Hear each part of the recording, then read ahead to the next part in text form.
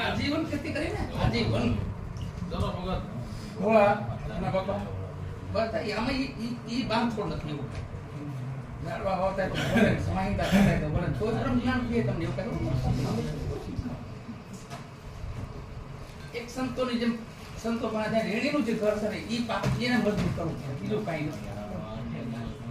પાંચ કર્મ ઇન્દ્રિય માથે જોર રાખો એટલે વાત થઈ છોડી ગમે ત્યાં રહેતા ડુંગરા છોટીને ગમે રહેતા પછી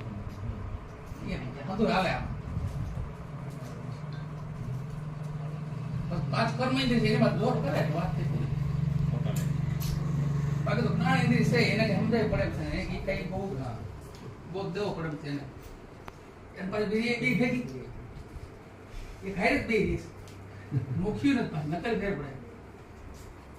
ક્યાંય જ્ઞાન ઇન્દ્રિય ને એ નજર સામે છે બધું સામે છે નજર સામે